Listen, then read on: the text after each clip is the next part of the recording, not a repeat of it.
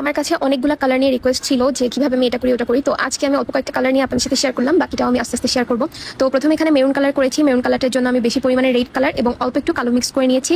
আর colour পরিমাণটা কিন্তু dark যে কালারগুলো সেগুলো করতে গেলে একটু বেশি পরিমাণে কালার ইউজ করতে হবে। তো আমি যে মেরুন কালারটা করেছিলাম সেই মেরুন কালারটার সাথে আমি বেশি পরিমাণে হোয়াইট মিক্স করে কিন্তু এই সুন্দর পিচ পিঙ্ক কালারটা করে নিয়েছি। এই কালারটা সামনে খুবই আইসুদিং, খুবই সুন্দর। এটা আসলে কালার কিন্তু অনেক শেড হয়, আপনি যদি একটু কালার মিক্স করে ইউজ করেন তাহলে দেখবেন আপনার কালারগুলো অন্য সবার থেকে একটু ডিফারেন্ট হবে। আচ্ছা, এরপরে হচ্ছে আপনার সাথে একটা পেস্ট কালার শেয়ার করতেছি। এখানে ব্লু কালারটা একটু বেশি পরিমাণে নেবেন আর তার সাথে একদমই হালকা পরিমাণে ইয়েলো কালার ইউজ করবেন, তাহলে দেখবেন একটা ডার্ক পেস্ট টাইপের কালার হবে। আর সেটার সাথে আবার আমি একটু বেশি পরিমাণে হোয়াইট কালার মিক্স করেছি, তাতে করে দেখেন কি লাইট সুন্দর একটা আইসুদিং পেস্ট কালার হয়েছে। আমি কালার নাম একটু ভুল ভালো বলতে পারি, যদি ভুল বলি অবশ্যই আমাকে কারেকশন করে দিবেন। এখন এখানে আরো অনেক সুন্দর একটা ইউনিক কালার বানাবো। আমি এটার নাম এক্সাক্ট জানি না, এটা কেমন একটা চকলেটি, একটু পিঙ্কিশ, একটু পার্পল এরকম। তো এখানে হচ্ছে আমি যে পেস্ট কালারটা নিয়েছিলাম সেই পেস্ট কালারটার সাথে একটু হোয়াইট মিক্স করেছি এবং একটু করে আমি মেরুন কালারটা মিক্স করে কিন্তু এই সুন্দর কালারটা চলে আসছে। এখন এখানে খুবই লাইট একটা নীল কালার শেড বানাচ্ছি আমি। এখানে হচ্ছে যেই পার্পল কালারটা ছিল সেই পার্পল কালারটা একটুখানি নিব, আর এখানে যে পেস্ট কালারটা করেছিলাম সেই দুটো মিক্স করে কিন্তু এই সুন্দর কালারটা হয়েছে। আসলে আপনি যত লাইট কালার চাচ্ছেন আপনি তত কম পরিমাণে কালার ইউজ করবেন, আর যত ডিপ কালার চাচ্ছেন আপনার কালারের পরিমাণটা ততটা বাড়াই দিতে হবে। অবশ্যই ভালো একটা jail base food colour use করবেন, তাহলে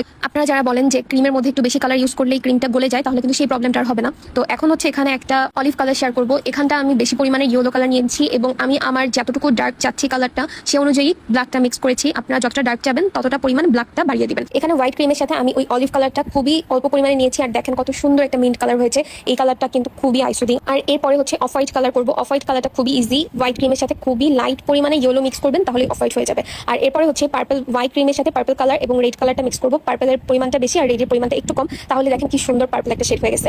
এবার এটার সাথে যেই পার্পল ক্রিমটা ছিল তার সাথে একটু হোয়াইট আর তার সাথে পার্পল আর ব্ল্যাকটা একটু পরিমাণে বেশি ইউজ করেছি, আর এতে করে কি সুন্দর ডার্ক একটা পার্পল হয়েছে। আর যারা ব্ল্যাক কালার নিয়ে মাথা নষ্ট করে ফেলেন যে কিভাবে ডার্ক ব্ল্যাক করবো, কিছুই না, আপনারা ভালো একটা ফুড কালারের সাথে বেশি পরিমাণে কালারটা মিক্স করবেন ব্ল্যাকটা, তাহলেই দেখবেন এরকম সুন্দর ডার্ক ব্ল্যাক কালার হয়ে যাবে।